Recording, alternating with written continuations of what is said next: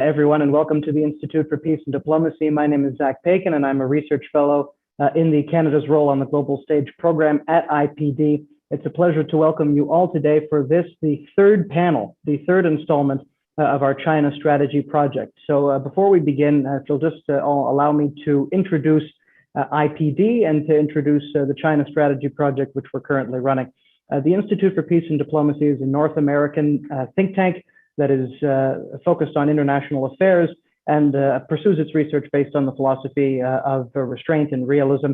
And we've recently, in recent months, launched the China Strategy Project, which aims to look at a few key questions, zeroing in on some specific questions affecting the future of Canada-China relations in this evolving international order. As I alluded to, we've already held two panels so far. The first one held roughly a month ago discussed the future of the concept of the rules-based international order and Canada's role in advancing that concept in the context of increasingly worse relations between China and the West. If you missed that panel, feel free just to go onto our YouTube page, look up the Institute for Peace and Diplomacy, and you can watch the entire panel online. And then the second panel, which we held more recently during our East Asia Strategy Forum, zeroed in on the economic dimension of the relationship and looked at what limitations on the Canada-China relationship should be expected by Canada's business community relating to elements of decoupling and rivalry in the relationship between China and the West. Today, we're moving along to the third out of 5 panels that we're going to be putting forward. And today, we're going to be focusing on the question of multiculturalism. So if you'd like to learn more, first of all, about the China Strategy Project, just go to our website, please. It's peacediplomacy.org. You can go to the projects tab and click on China Strategy Project, and you'll see not only the panels we've held, but also the running series of publications, both long and short, associated with this project. Today, we're going to be looking at the question of Canadian multiculturalism and how it may be affected by the worsening state of relations between Canada and China, and how it may need to evolve to adapt to a new international context now defined by multipolarity and great power competition. We're very proud to be hosting this event today at IPD. We think that in Canada, there are often not enough discussions that draw such an explicit connection between the domestic nation building imperatives of Canada and the international foreign policy imperatives and interests of Canada. So we're very grateful today to have with us 4 excellent panelists joining us this year as well during the 50th anniversary of the adoption of the policy of multiculturalism going back to 1971. Joining us today, Akash Maharaj is with us, and he is the former CEO of the Mosaic Institute in Toronto, as well as Ambassador at Large for the Global Organization of Parliamentarians Against Corruption. Thank you so much for joining us. Thank you. We've also got Stephen Marche joining us. He's a novelist, essayist, and cultural commentator, as well as the author of several books, including The Next Civil War, which comes out this January. Stephen, thanks so much for taking the time to be with us today. Pleasure. Teresa Wu Pao is a former Alberta MLA, as well as the chair of the Canadian Race Relations Foundation. Thank you, Teresa, for joining us. Happy to be here. And finally, last but not least, Karen Mock is a lifelong human rights activist who is currently president of JSpace Canada, an advisory board member of the Canadian Anti-Hate Network, as well as past chair of the Canadian Multiculturalism Advisory Committee. Karen, thank you so much for being with us today as well. Thanks for having me, Zach. So Karen, I'd actually like to start with you. We always like to start at IPD with the conceptual. Help us to define the parameters of the discussion we're about to have. So Karen, please help our audience understand, what is multiculturalism? Well, for one thing, it's a policy that was announced on the floor of the House of Commons in October of 1971. So here we are in our 50th anniversary of this policy, announced by Pierre Elliott Trudeau, and actually enshrined in law in 1988 by the Canadian Multiculturalism Act. When it was first enshrined, I was in teacher education. And the definition that I used for multiculturalism came from a book called Young Children in Action. And it went like this: multiculturalism means understanding and functioning comfortably within more than one cultural context. It begins in the preschool with everyday experiences in play, language, art, music, etc., not lessons about people and places remote from the child's experience. But may I add that multiculturalism although it is enshrined in law and policy in our country as a Canadian policy, I don't see it as something that is severely impacted by foreign affairs, but I know that that's the topic of our discussion. But the definition, in a way, is evolving. And by 1984, the Canadian Council for Multicultural and Intercultural Education defined it this way: multiculturalism fosters a society and a Canadian identity, and that was underscored, in which people and groups of all cultures are accepted. But note the emphasis on Canadian identity. Multiculturalism, it goes on to say, promotes human and group relations in which ethnic, racial, religious, and linguistic similarities and differences are valued and respected. The challenges that we face in our definitions of multiculturalism, and sadly it was used as a political football, and in many ways it still is that there were those who felt that it didn't go far enough in countering racism, although, of course, the equality rights are enshrined. And so I remember a colleague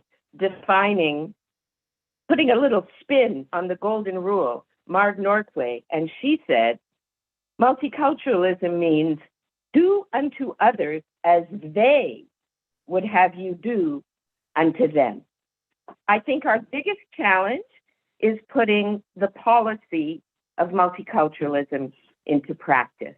I have various documents that show, when the government put them out, how it's evolved. And at first, it stressed celebrating our differences. And then, of course, we said, no, together we're stronger. And multiculturalism means business, that we need to diversify and ensure that everyone is respected. By 1991, we were having major research pieces on how do you put theory and policy into practice. And when I had the honor of chairing the Federal Multiculturalism Advisory Committee to the then Minister of State for Multiculturalism, Jerry Weiner, we were so incensed that people were using this concept as a political football. We had very strange bedfellows arguing against the policy. We had people in anti-racism arguing against it because they felt it didn't go far enough. And we had white supremacists arguing against it because they didn't want to have all the different cultures and races in Canada valued and respected. So we put out this pamphlet called Multiculturalism. What is it really about? I'm going to stop there now, and just to say that I did write two pieces, and the most recent one is called Redefining and Revitalizing Multiculturalism, so that people do understand what it really means. And then there was another piece I wrote that was published that was titled From Multiculturalism to Anti-Racism to Equity, Sharing Power or Grabbing Power. And so I am still committed as a human rights activist and as an educational psychologist to the notion of we need to put theory and policy into practice. And it's about going beyond tolerance, as they say, into respect and acceptance. And this is all about Canadian values and Canadian identity. Thanks very much, Karen. And I don't know if it's inspiring or depressing to see how much, or how little rather, things have changed in the 2000 years between Rabbi Hillel and Canadian multiculturalism, but wonderful to see nonetheless you bringing such a great stage into this discussion. Now, Karen, you just explicitly highlighted the Canadian, specifically Canadian dimension of multiculturalism. So Akash, I'd like to ask you, is multiculturalism, in your view, uniquely Canadian? I wouldn't say it's uniquely Canadian, but I would say it's distinctively Canadian. Although the federal policy only goes back to 1971, in many ways, the seeds of multiculturalism were present at the very moment of Confederation. We have an imperfect history as a country, as all countries do, in Anglophone and Francophone relations. but there was some commitment into federation that we would have a country where there would be both Anglophones and Francophones, where there would be both Protestants and Catholics. And that was a break from the traditions of the 19th century. The 19th century was the era of the nation state, where all state would be defined and bound together by being the homeland of a single nation, of people who are defined by a common race, a common religion, a common language. The idea that we could have a new kind of country, one where those two groups could live side by side in something approaching a modus vivendi, was in a quiet sort of way revolutionary.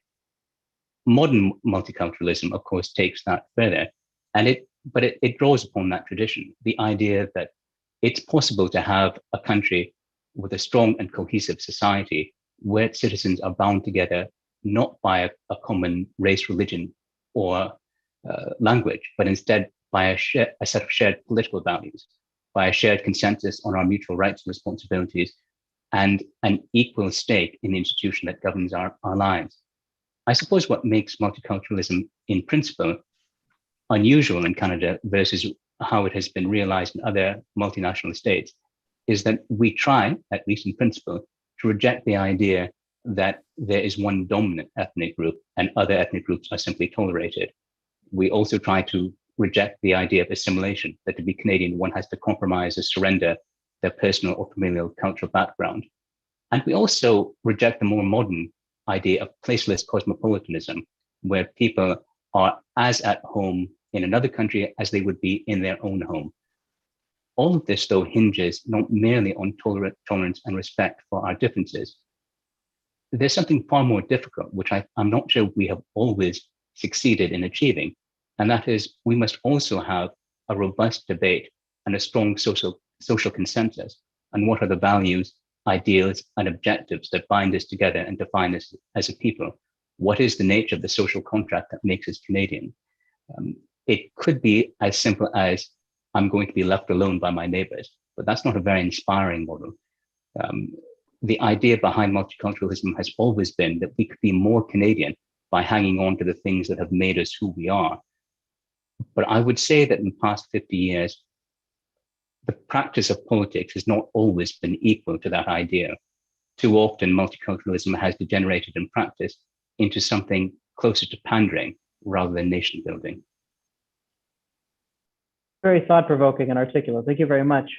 Teresa, over to you. Akash mentioned multiple concepts there: cosmopolitanism, tolerance, diversity, multiculturalism. Can you help us unpack those and understand the difference between them? Well, from my perspective, first of all, as the chair of the Canadian Race Relations Foundation, with its mandate to increase public awareness on the importance of eliminating racism and racial discrimination, and also to support and promote the development of effective policies and programs of the elimination of racism, racial discrimination. I think it's important to state this, because I think it's an official recognition that as a country we do have discrimination and racism in this country. And so for me, as a practitioner, someone with a social work background and have been working on systemic exclusion for the past 40 plus years, I see multiculturalism as a sociological fact. The fact that we have more than 200 different ethnic origins, and so many languages in this country. So it's just first of all is a sociological fact.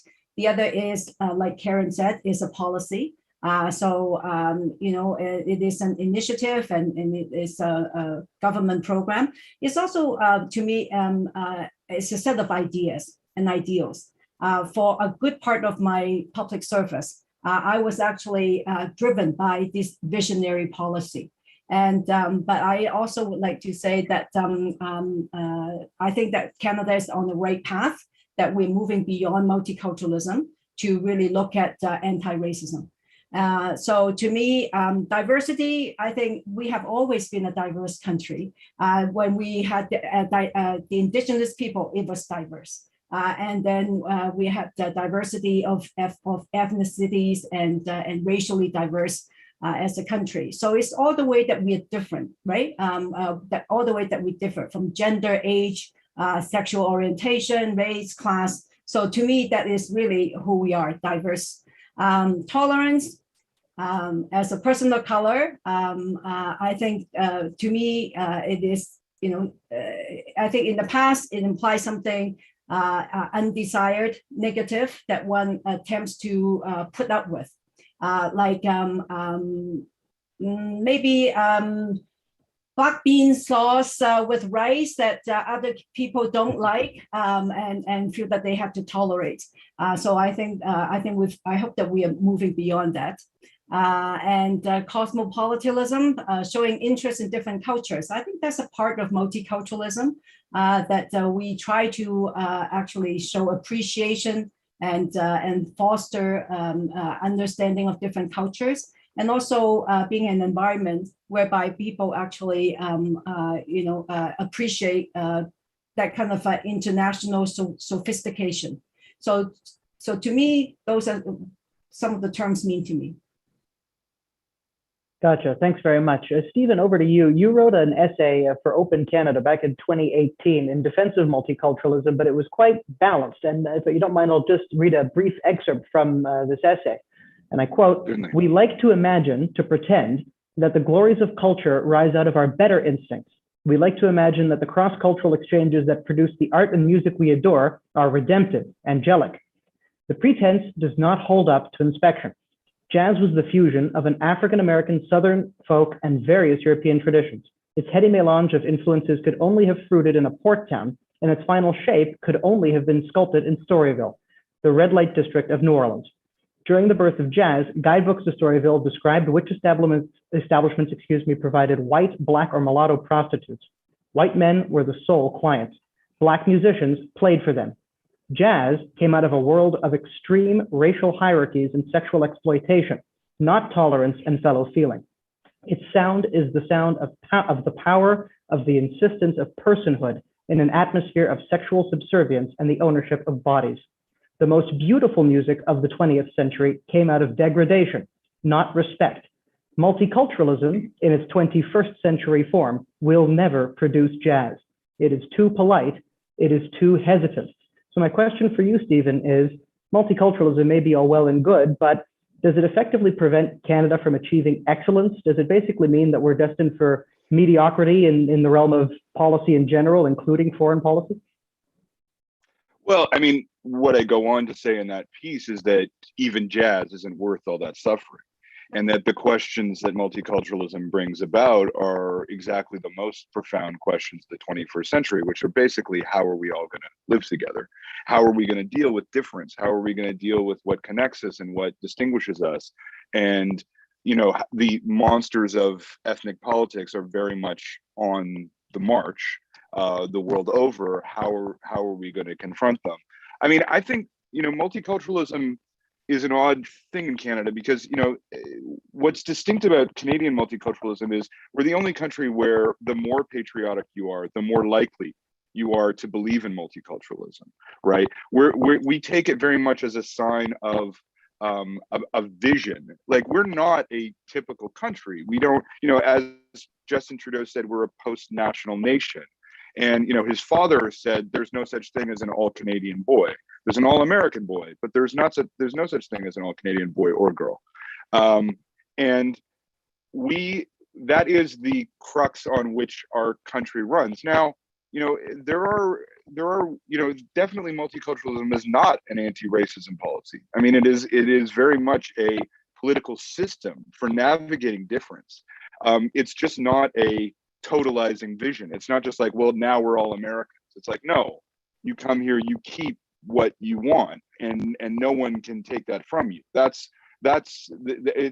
more of a question of policy than of the heart. You know what I mean? Like, it's not about whether we're good or bad or mediocre or excellent. It's really about how do you navigate difference. I think it's also worth pointing out that we're 78% white.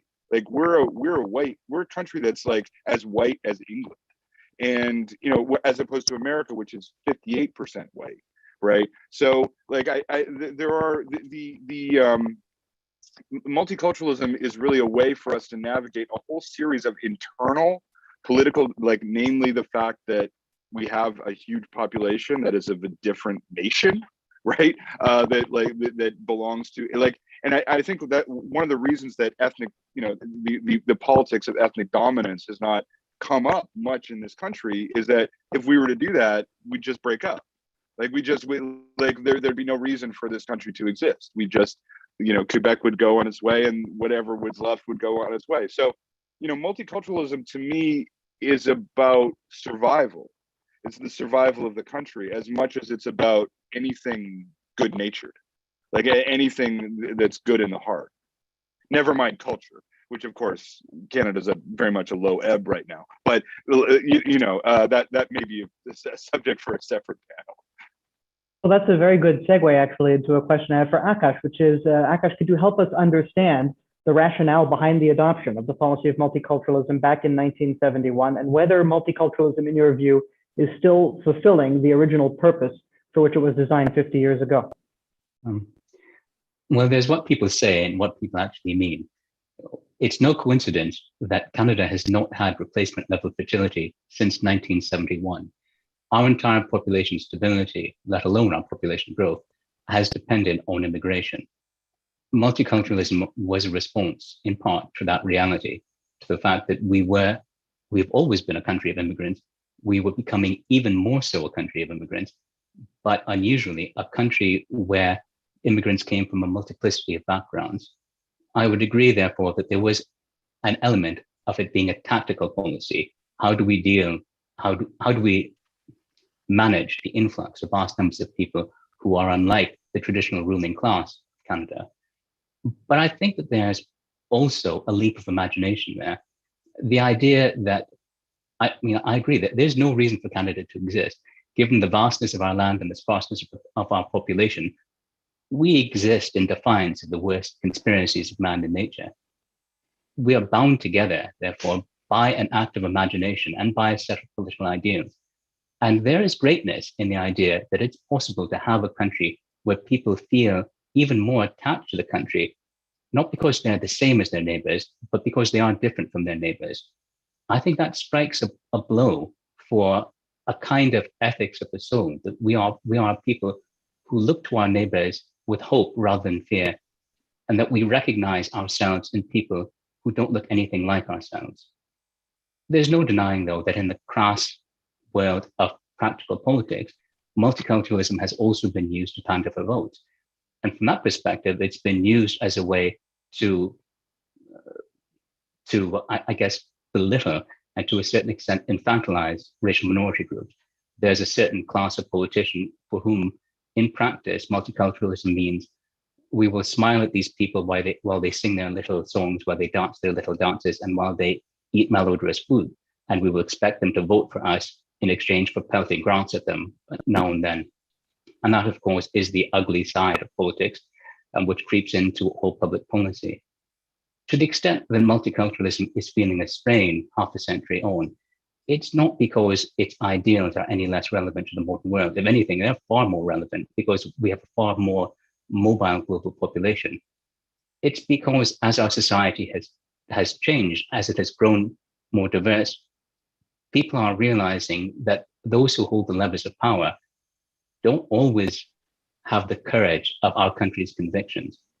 More and more people who live in an increasingly diverse society look at the institutions that govern us, and they look nothing like the streets of Toronto or Montreal or Calgary or Vancouver. That is a tragedy for us on many fronts. First, it is an injustice to Canadians. It is an affront to democracy that our country should be governed by people other than those who are being governed. But it also has badly impoverished the governing apparatuses of our country. Because our institutions aren't drawing on the full strength of our population, not only have they become weaker, they risk becoming irrelevant. There was a time, perhaps 50 years ago, when the policy of multiculturalism was first struck, when members of racialized communities would have said, we want in to the organs of state. Today, I think more and more of the best and the brightest are saying, we want nothing to do with those institutions. We will make our own way in the private sector, in the not-for-profit sector, and community organizations. And That is a dangerous path for as a country, because part of the bargain of being a multicultural state is that, unlike old royal states like France, which is now on to its fifth republic, after two empires and a couple of kingdoms, they can keep blowing up their state. And there's still the idea of France. It's tied to a nation, to an ethnic identity, even though there's diversity in France as well. But Canada is defined by a political compact. When people lose faith in the political apparatus, they are in a very real way losing faith in the national ideal itself. And the fall of the Canadian state would mean the fall of Canada itself. I think the challenge for multiculturalism in the 21st century is to live up to the rhetoric. Thank you very much, Akash. Karen, you wanted to jump in? Yes. You asked about what was it then that led to the policy. I think we have to remember the birth of the policy itself. We had just come through the Bilingual and Bicultural Commission. And that document, the report of the By and By, or the B&B Commission, had 3 volumes. They had to add a 4th volume because other voices were heard. I mean, this was all about bilingualism and biculturalism, or the intercultural aspect, which would just be the integration of 2 cultures. But then there was a group of what they called the allophones, the ones who were neither French nor English in their heritage. And that 3rd voice was heard, and it was heard strongly.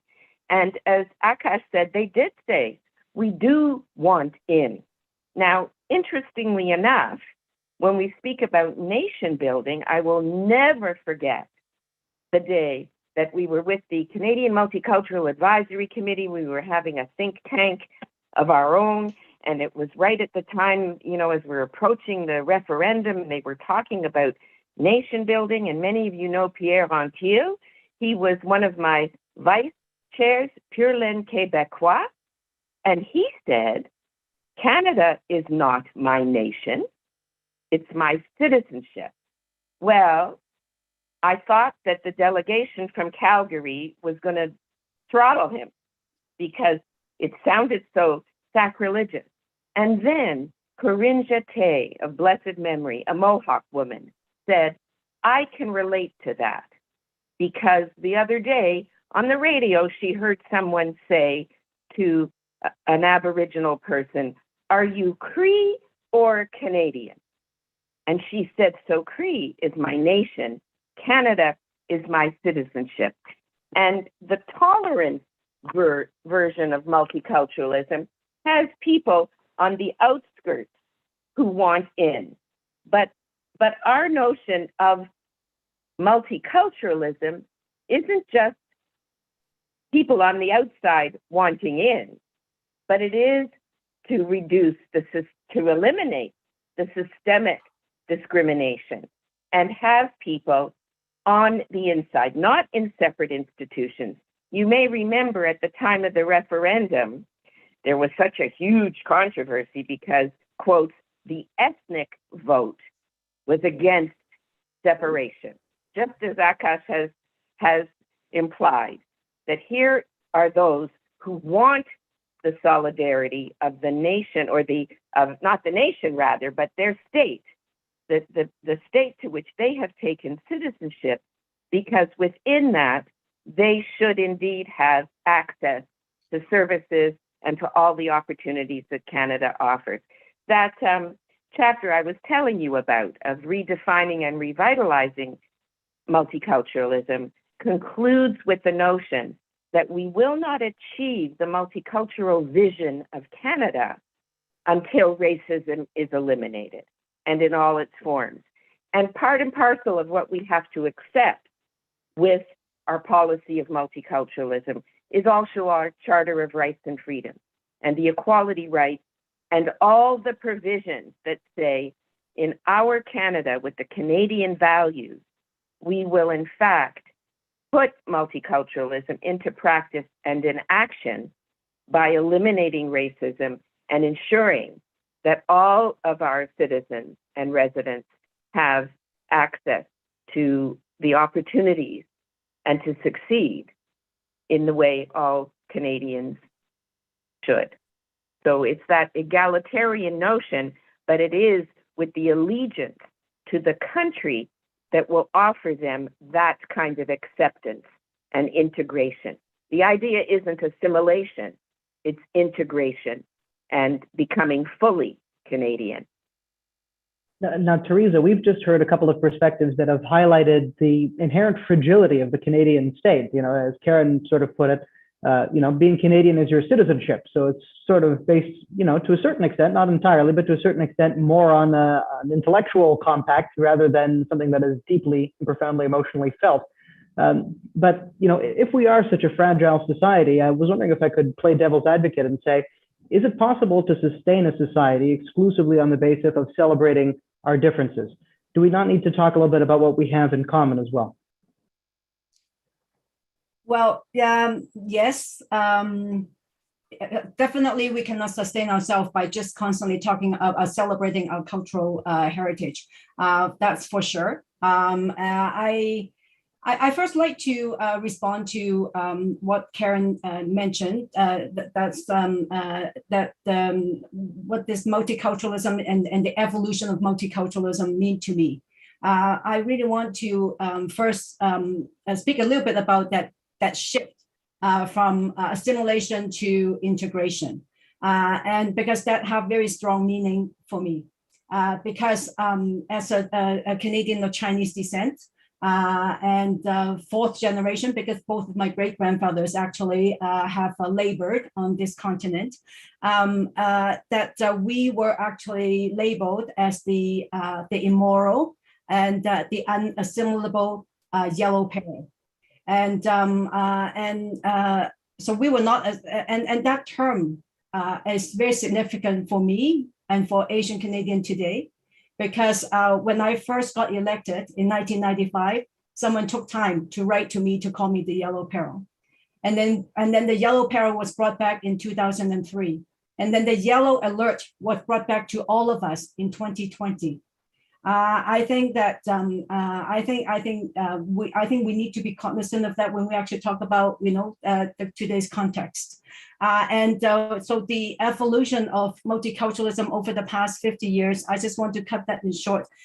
What is also significant for me is in 1988, instead of talking about you can retain your identity and celebrate our heritage, is actually we see multiculturalism as an instrument of change. And we talk about the need to remove institutional barriers so that everyone can be equal citizens and have equal and equitable participation in this country. That is the significance of that change in the Multiculturalism Act in 1988. And so have we fulfilled this? Are we sustaining this? Well, the fact that Statistic Canada said that 25% of the Chinese and 26% of Korean Canadian actually feel that they feel increase in perceived harassment or attack in 2020. The unemployment rate amongst Chinese Canadians in July 2019 and July 2020 increased by 8%. The Vancouver, you know, is now the anti-Asian racism capital of North America. City councillor in Ottawa actually reported there's a 600% increase of hate-motivated incidents against East Asian and Southeast Asian individuals in Ottawa last year. I think the fact that 50% of the Chinese people surveyed, Chinese Canadians surveyed by Angus Reid, feel that they have been actually racially harassed. 50% feel that fearful for the children going back to school, and actually 13%, only 13% feel that they always feel that people perceive them as equal Canadian. With those statistics, I don't think that our Multiculturalism Act has fulfilled its stated purpose. And so it's very interesting, this conversation that I'm engaged in today, because for the longest time, I'm one of the top defenders of the Canadian Multiculturalism Act, because he has, you know, guided my work in the community for decades. But I think that this is actually time for some really strong critical thinking that we need to have. Thanks very much for that, Teresa. Before moving on, Stephen, I'd actually like to pick up on something that Teresa just mentioned about the Multiculturalism Act. So we've been tracing a little bit the history of Canadian multiculturalism. There was in 1971, at first, the adoption of the policy of multiculturalism by the Trudeau government, which laid out a philosophy, as you mentioned in your previous comments, there's no such thing as an all-Canadian boy or an all-Canadian girl. So that is to say that multiculturalism was, to a certain extent, part of trying to assert a national identity project for Canada within some of the existing or paradigms. lack thereof. Or lack thereof. Or lack thereof. Yeah. Or lack thereof. Okay, but nonetheless, the emergence of this policy of multiculturalism, took place within the existing framework of establishing bilingualism in Canada. Now, Karen Marche has written about how the Multiculturalism Act in the 1980s under the Mulroney government untethered effectively multiculturalism from bilingualism. Multiculturalism became a thing in and of itself. Do you think that has helped to effectively cause a greater divide within Canada? Because we see obviously that there's one part of Canada, one solitude that prizes multiculturalism much more than another solitude. So, do we need to reestablish that connection somehow between, our bilingual essence and our multicultural essence? Well, I don't think there is much of a divide on the question of multiculturalism in Canada. I think it's widely believed in, and I think it's a hugely popular opinion policy that's only expanding. I think one of the things since we're talking about an international context here, I have been working on a book about American politics for the past 4 years, but what we're talking about here is incredibly rare and vulnerable and exists nowhere else in the world. In fact, everywhere else in the world, it's being absolutely shredded. I think one of the things that's happening with Canada's relationship to the world is that we're understanding that our multiculturalism is in fact extremely unique. For many years, we were part of a group of countries that promoted democratic pluralism that included the United States, Britain, India. All of these countries have essentially turned their back on openness and have been rife with, populism that takes on an explicitly ethnic nationalist form, right? That takes on Hindutva in India, or Brexit in England, or Donald Trump in America. I talk to a lot of conservative politicians who believe, who don't believe in they believe in white power. They want a white ethno state, right? And those are that is what's rising the world over. Certainly you can see that in China itself, where there's wars against many ethnic minorities, right? So what we should really be focusing on, to me, is the extreme vulnerability of this way of life, because frankly, to be frank, getting more challenging, critiquing multiculturalism from the left is rearranging deck chairs on the Titanic. We are in an act, this policy is an act of radical resistance to the world as it is. And the fact that Canada, that there really is, you're not going to find conservative politicians in the mainstream in Canada who argue for a white country.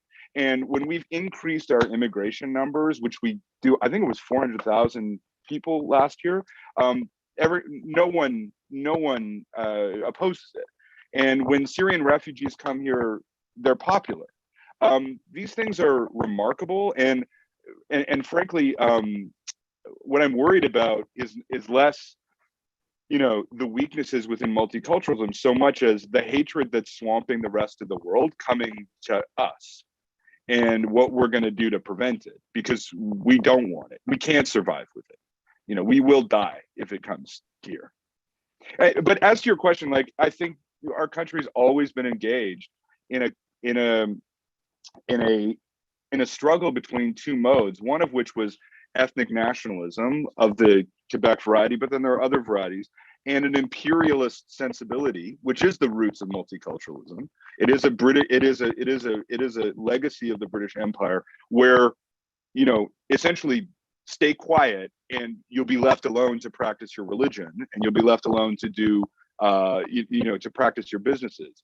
Those modes have always been in competition since before 1867, and they just altered slightly the tone and where where the emphasis has been laid. I mean, I think 1988 was really more about, okay, we're going to be a global economy, right? Like it's part of free trade. It's part of opening the doors to America. And you know, I think that also has been massively popular. Like I don't think any except a very small marginal group in Canada oppose it. So yeah, I think it's really a question of emphasis. Gotcha. I would like to shift gears now and move a little bit more onto the international dimension of this discussion. And just a reminder to our audience, thank you for those who have posed questions using the Q&A function at the bottom of your screen so far. We'll try our best to get to as many as possible. Akash, I'm wondering, in your view, if you think that multiculturalism is more of an asset or more of a limitation in terms of Canada's ability to pursue its interests on the world stage, right? Does it allow for an increasingly large and diverse population within Canada to rally behind a common cause on the world stage? Or rather, does it, more risk bringing, foreign conflicts effectively within Canada's borders? I mean, I particularly would like to draw the audience's attention to a project that the Mosaic Institute conducted in the past under one of your predecessors there, John Monahan, the Kanishka Project, which very much analyzed the different imported conflicts within various ethnocultural communities within Canada. So, in your view? The fear that immigration will import conflict into Canada is an old fear. It goes back to well before the Multiculturalism Act. The result of our research, however, has suggested that that generally isn't the case. The vast majority of people who come to Canada from conflict zones do so because they are fleeing conflict. And generally, they, more than anyone else, far more than the population at large, want to leave that conflict behind. That's not to say that it does not cause tensions between ethnic groups in Canada. It does. But by and large, people come to Canada precisely because they want to live together in a way that proved to be impossible in their countries of origin. From the larger canvas, though, multiculturalism should absolutely be our greatest asset in a multipolar world. It means that we are a population made up of people who have retained insights into countries, every country in the world, have retained relationships, have retained the ability to converse with people both culturally and literally in other countries, which gives us conduits of influence to every country in the world, especially at a time in history when, to be frank, the state has lost its monopoly on foreign affairs. Projecting influence across the world doesn't just mean sailing ships around. If it did, we would be in serious trouble because our armed forces have been thinned out catastrophically. It doesn't just mean conducting business, although that's part of it. It means being able to build relationships of all kinds with countries around the world that make it possible for us as a nation, not just to speak to other people, but to project our values. And in the globalized world, either we project our values into the international system or we become the prisoners of values of others. But for this to succeed, the missing piece is that Canada as a state in foreign affairs must know its own mind.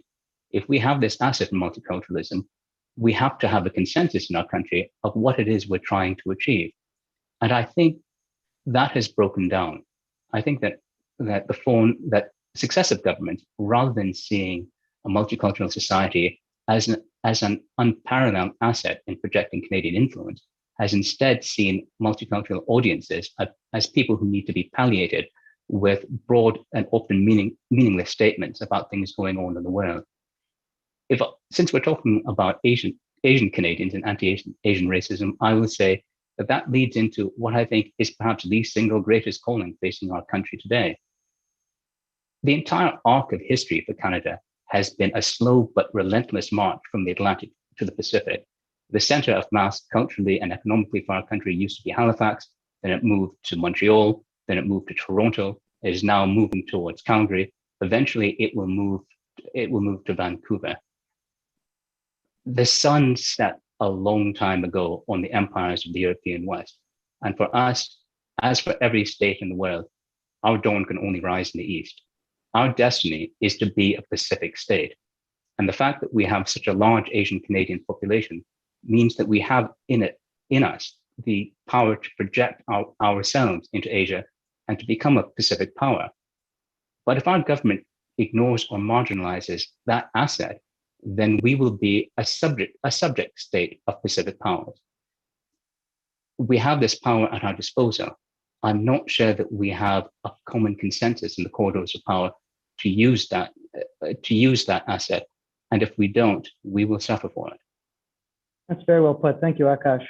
Karen, you were a Liberal candidate federally in the 2011 election, if I recall correctly. Now, Thornhill, the riding in which you ran, used to be a quintessential swing seat. Today, it is a solid Conservative seat, and it is perhaps a strong example of how federal politicians pander to various ethnocultural communities and instrumentalize foreign policy for domestic aims. So is there some sort of tension here between our multicultural fabric and the political imperatives and incentives that generates on the one hand, and the actual objective pursuit of Canadian interests on the other hand, on the world stage? Well, I did refer to this whole notion of multiculturalism and our policies there as a political football. I know that in our nonprofit advocacy world, we are nonpartisan, or I guess I should say JSpace Canada is multi-partisan, but it does adhere to progressive, liberal, small L, liberal, and I guess as well, capital L liberal, but we're not partisan at all. In that sense, we're multi-partisan values. And I have to agree with Stephen wholeheartedly that this whole issue is so fragile, and we should be terrified of the way people use political propaganda to sway people.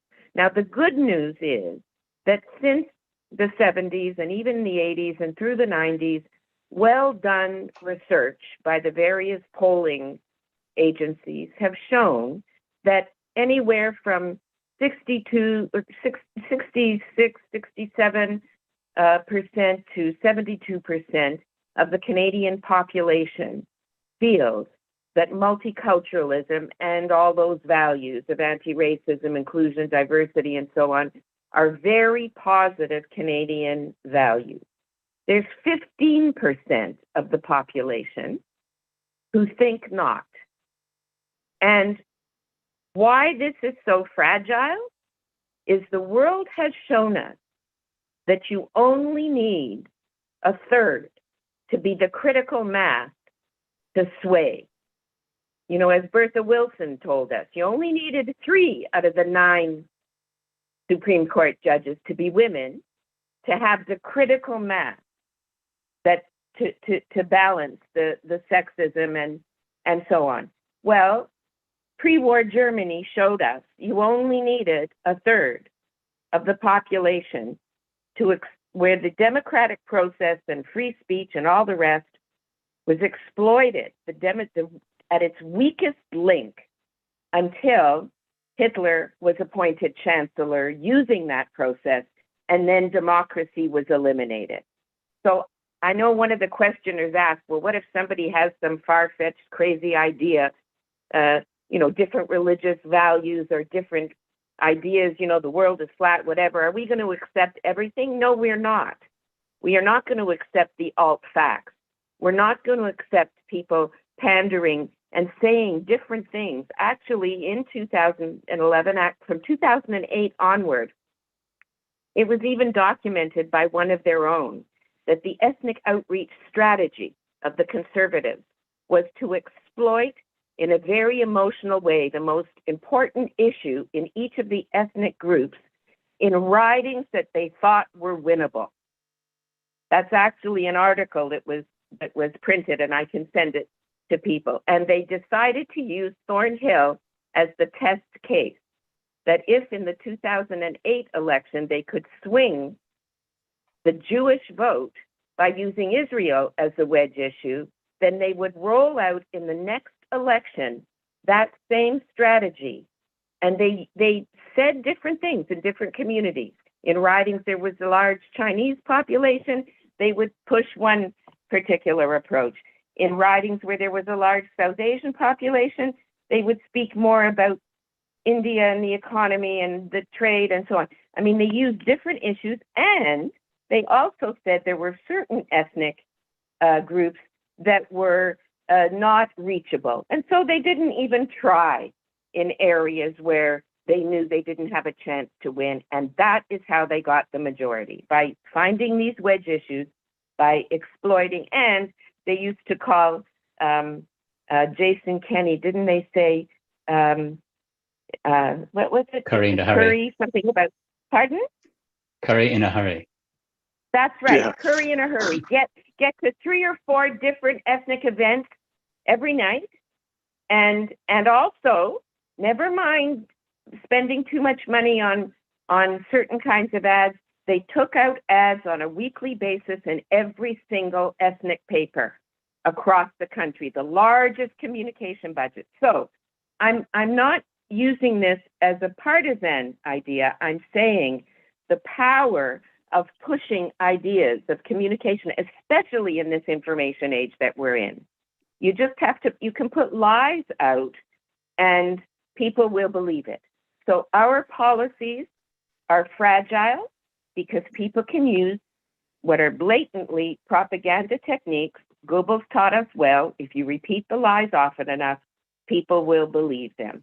And that's the alt facts and the alt truth in the States, and the whole issue of the melting pot, rather than the acceptance of the diversity and the adherence to Canadian law, Canadian values, and at the same time, building our linguistic and our diverse international capacity is important.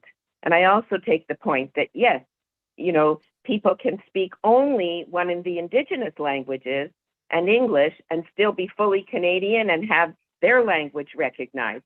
Similarly, someone can speak only Vietnamese and French and is still fully Canadian because of our concept of the bilingual framework.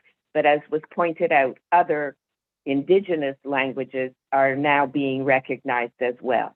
So we have to be worried that the current information age can swing, and that various minorities, I mean, we shouldn't even be calling people minorities in that sense anymore, racialized minorities, we can say, would be vulnerable again, and so would Canada on the world stage. Thanks very much, Karen. We do have a question from the audience, which I will direct towards Teresa, but first Stephen wanted to jump in, so I'll let Stephen jump in. And just a reminder to our audience that our panel will be going until 5:15 p.m.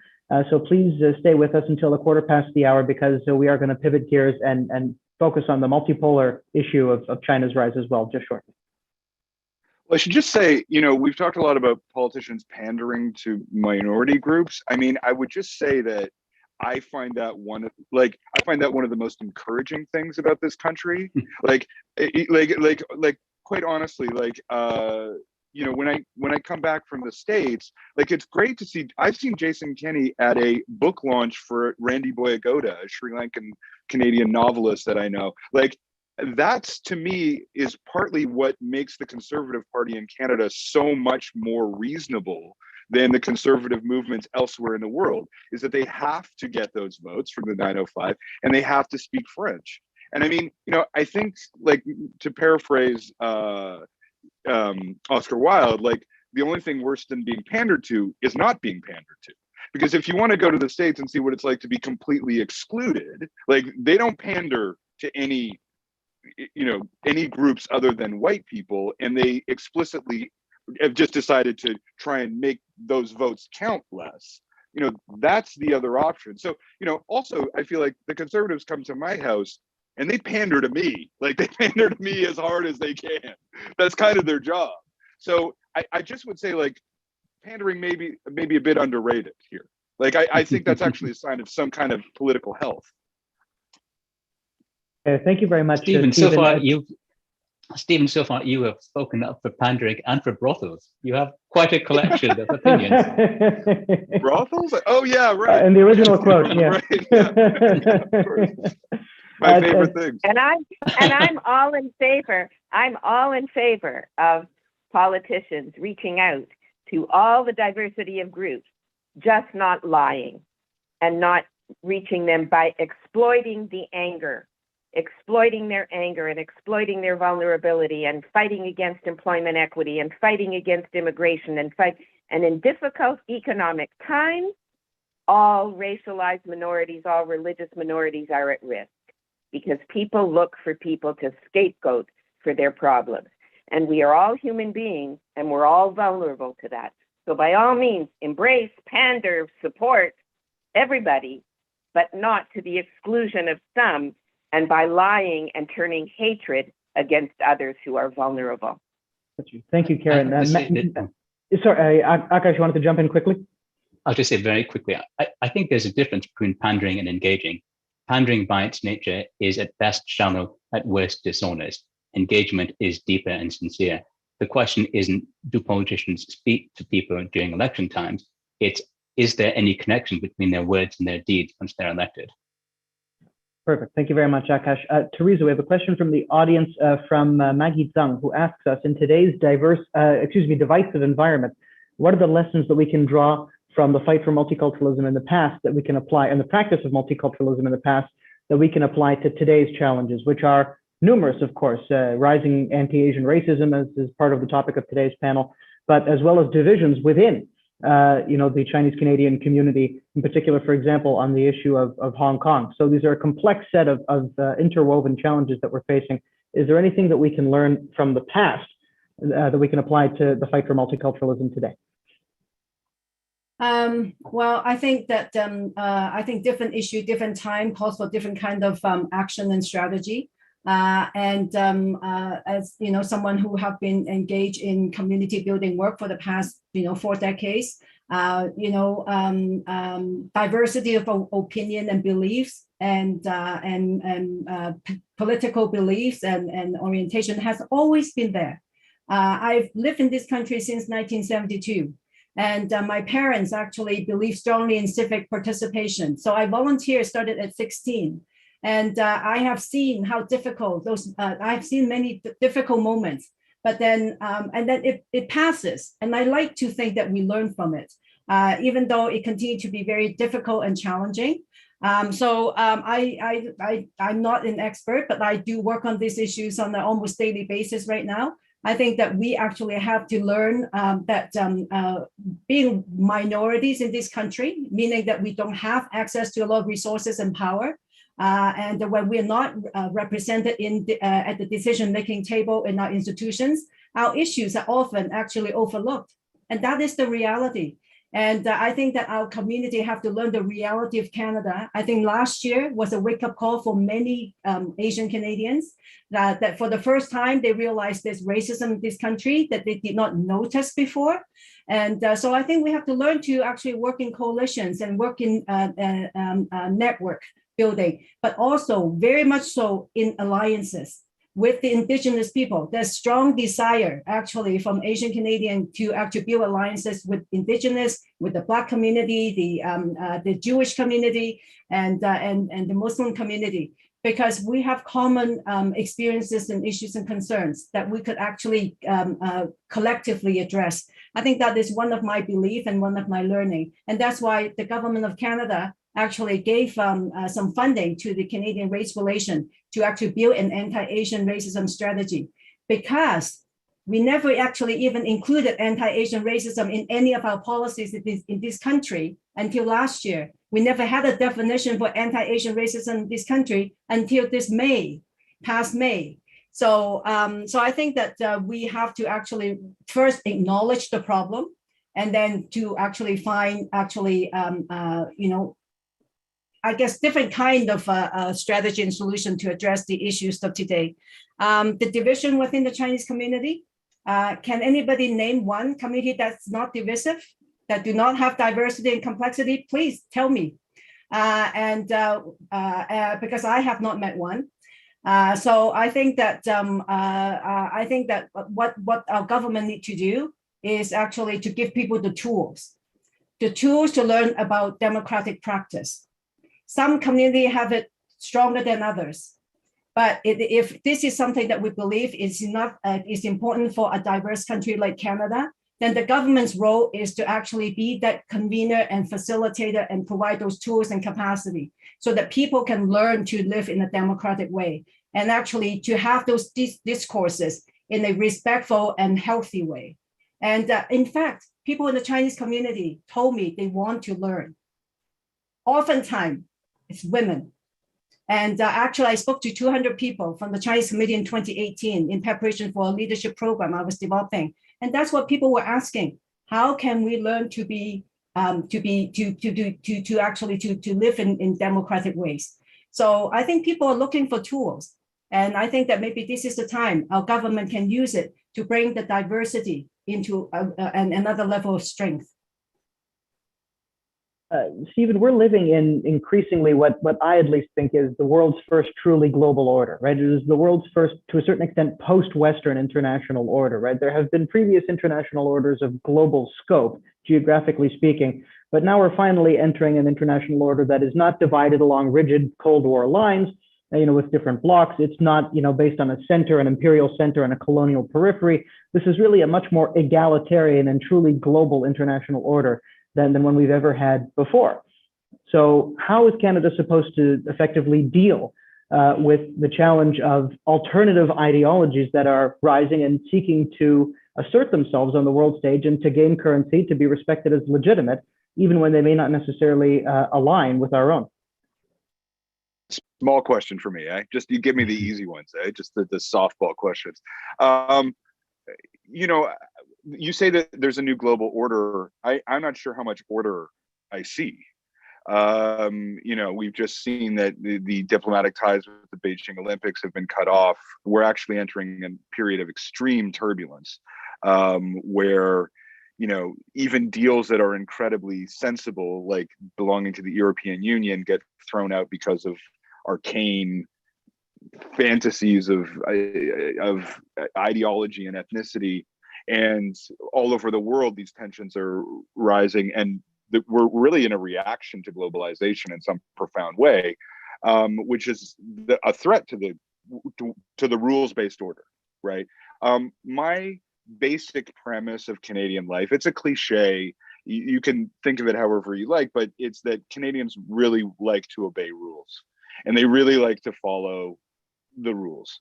And the problem that, for our entire history, a rules-based order has been absolutely coincident with our own empowerment as a country. Like, we're always going to be a small country on the margins of great powers. We know that. Unlike Britain, we actually do know that. And so that we know that any say that we can have can only happen within a larger structure of nations that applies to everyone. That obviously is going to be very challenging in a world where Trump decides to arrest a Huawei executive through us, and we're put in between these positions and don't know how to react. I think we're going to keep following the rules-based order no matter what the consequences, because the opposite is too strong for us.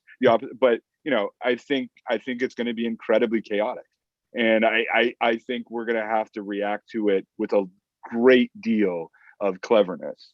And a great deal, like, what is the line from the Bible? Be wise like serpents and innocent like doves. Like that is what's going to be required for the next 50 years of Canadian foreign policy, for sure. Thanks very much, Stephen. Just a kind request to all of our panelists. There are a few questions in the Q&A that are directed to certain ones of you. So please feel free to type your answer to some of them if there is a question that is directly that is directed at you, because we won't have time to answer all of them. So if you do have the time, feel free to do that. Akash, one of the questions is directed at you, and it's asking you to flesh out a little bit more your understanding of Canada as a Pacific nation. We've had panels at IPD before where we've basically discussed the issue that the Pacific vector of Canada's foreign policy is perhaps the least well developed of the four, right? If you look at our southward vector, everything's about our relationship with the United States. That is ubiquitous, right? If you look at Europe, of course, our eastward vector, NATO has played an extremely strong role as a fundamental pillar of Canadian foreign policy since 1949. Even the Arctic, although we're not necessarily massively invested in the Arctic, it's an important part of our national identity, going back to the artwork of the Group of Seven, et cetera. So, Asia is increasingly becoming the center of the world. but we're a little bit behind at this point. So you say we need to become a little bit of more of a Pacific nation to take our place among the other Pacific nations. But does that not imply to a certain extent that we need to embrace cosmopolitanism more than multiculturalism in order to do that? It depends on how you define those terms. I think that we are fated to become a Pacific nation, whether we wish to be or not. Because as a country, the vast majority of our business partners, the vast majority of the consumers of our cultural products, the vast majority of states that have taken a muscular hand in the international institutions of which we are a member are all in Asia and all around the Pacific Rim. The only question is whether we enter the Pacific as a power or on our knees. And the one is clearly harder than the other. I don't think, and I think one of the reasons we must be more thoughtful about the way we approach the Pacific is precisely because it's dealing with many societies that are in the ascendant, some of which have values that are starkly different from our own. We cannot simply walk into the Pacific and think that we are going to carry on business as usual. You'd asked earlier a question about the diversity of opinion and the divisions within the Chinese community, Chinese Canadian community itself. I think that we as Canadians, and especially the government of Canada, should understand that diversity of opinion as a window into the diversity of opinion within China itself. It means that the fact that we have such a large Chinese Canadian community, the fact that there is a diversity of opinion within that community, means that it is uniquely placed to give our government insight into how to conduct not just foreign policy with the Chinese state, but far more importantly, how to engage with the Chinese people. The Communist Party of China likes to present the world with the illusion that China is a single monolithic entity. China has 1.4 billion people. It is preposterous to suspect that they are all of one mind on any subject. It's a highly multiracial state, even if it's largely dominated politically and demographically by the Han Chinese. But the dynamics within China are more important, I would say, to countries like Canada in trying to engage with China than what the government of China's posture is on the international stage. There are no end of countries that would kill or die to have this sort of intelligence and insight into domestic dynamics in China that we have simply by virtue of the fact that we have a large Chinese Canadian population. And we are leaving that asset on the table. I will give you a practical example of this. In my work with GoPup, I was working on anti-corruption in Ukraine after the Euromaidan. Did I pick up the phone and call Global Affairs for briefing? No, I did not. I picked up the phone and I called Ukrainian Canadians. They explained the Euromaidan to me. And 2 weeks later, I was in the Verkhovna Rada meeting with Ukrainian MPs. When I was working on an effort to stop terrorist groups from laundering money through the Syrian opposition, I did not pick up the phone and call Global Affairs Canada. I picked up the phone and called Syrian Canadians.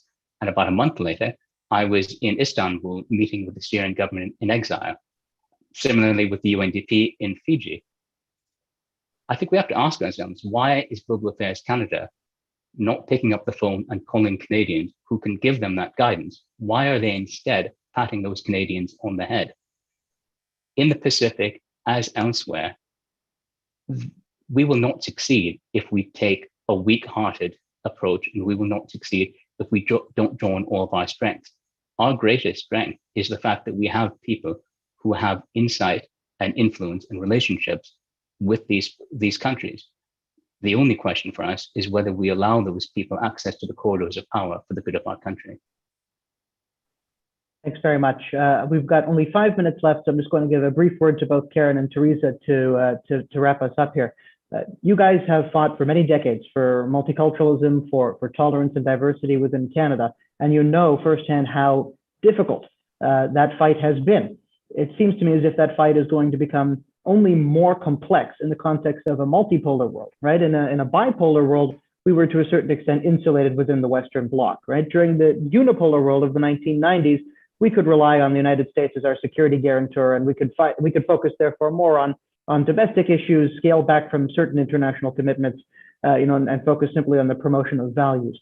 A multipolar world with more ruthless competition likely implies that it's going to be more difficult for Canada to navigate the international waters. It's going to have to identify its interests a little bit more rigidly, and there are going to be even more pressures placed by great powers, whether it's Russia, China, the United States, or others, on Canada and within Canada's society itself. So as the fight for multiculturalism likely gets even more complex over the years and decades ahead, what needs to change? What kind of resolve do we need to show? And how does our understanding of multiculturalism, as it were, need to be updated for this new international context? Let's start with Teresa and then just finish with Karen. 2 minutes each, if you don't mind. Well, I think that I would like to actually recognize the effort of the government of Canada on actually, having that national strategy on anti-racism and put in actually resources to set up the anti-racism secretariat, actually working on institutional change, systemic change within the government. I have seen way more government in this country that would give money. Go look at yourself. Go do that work. And never actually look at themselves. Whereas our government of Canada is currently doing that hard work. And I think that I think they're on the right path. And but I think maybe I guess maybe what I would like to say is part of that hard work is actually holding our public entity accountable, and at the same time providing them support. I think that I think one of the things I wanted to say today is the importance of actually building and rebuilding, strengthening the trust between our public entity and Asian Canadian today. And part of that work is holding our public entities accountable to what they profess as undertaking systemic change work. Systemic discrimination is defined by impact, not intent. The impact of systemic racism today is people are feeling that they don't belong, that people feeling that they cannot enjoy the same kind of liberty that many other Canadians enjoy today. And so I think it is time for our government to really look at how to actually support and hold our public entity accountable so that they understand the harm that they could actually inflict on Canadian citizens, as well as the good that they could do to promote a more inclusive society. Thanks very much, Teresa. Karen, last word to you. 2 minutes, please.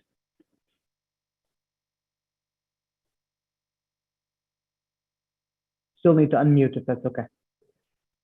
I hope it's okay. There we go. There we go. Well, I certainly support what Teresa said. And I want to draw attention, she did mention the Anti-Racism Secretariat, the Anti-Racism Directorate. Part of their thrust, too, is to support people that are dealing with hate on the internet and the proliferation of horrific hate mongering and lies and alt-truths, call it what you wish. It looks like, as I say, that the web is just so replete with people trying to convince others, also taking words out of context. I know that our COVID has given us a real challenge of not having the time for the face-to-face work, but we must do better. I myself am afraid to post what I want to because of the way people will take words out of context, slam a reputation, and not just a reputation, but show how they can use it for their own political gain that usually undermines equity and inclusion and anti-racism. In the public service, I think the management in public service needs a lot of support as well as a lot of training on how to handle the divisiveness even within their own ranks. Because again, everybody are human beings, things deteriorate. We see anti-Semitism increasing, we see Islamophobia increasing, anti-Asian racism, anti-Black racism, and usually, in the same with social media, the bullies, even in a workplace, are the ones who get their way. And this is not just because of the systemic bias and white privilege that people have, but rather because in the name of human rights and free speech and everything else, often it's the hatred and the political agenda that has those speaking out louder. And then you have vulnerable people and the management within do not know how to handle it in their own ranks. So really, for me, the bottom line is better education at every single level of the system, starting with early childhood. The more people are exposed in their everyday reading and in their materials to diversity, the more they will be comfortable with it. Elementary school, not only they all have policies, they don't put them into practice, and often they let their own political agendas rule the way. Post-secondary education, every faculty, things are deteriorating in this regard, where you've got groups pitted against one another in the identity politics. That is what is ruling the day. I want to put in a little plug. I heard others doing it. One of the programs that many people in JSpace are involved in started out of the Ontario Institute for Studies in Education, and it's called Enhancing Social Justice Education. And the idea is to make it truly inclusive so that people can't get away with promoting stereotypes, Islamophobia, racism, anti-Semitism, and all those other isms and phobias. And they learn the real history of Canada from Indigenous people to the way forward and the amazing contribution of immigrants to this country. So I know time is out. I hope that we'll be able to continue these conversations and really fulfill the vision of what it means to be Canadian. Thank you very much, Karen, and thank you to all four of you. I think you've all highlighted very well just how complex an issue this is. We're looking at, as part of our China strategy project, multiple different facets of the impact that China's rise is going to have on Canadian policymaking. And I think that this has very much served to highlight that the consequences of China's rise and the impact that it will have on Canada, those consequences are very much multifaceted and also interconnected.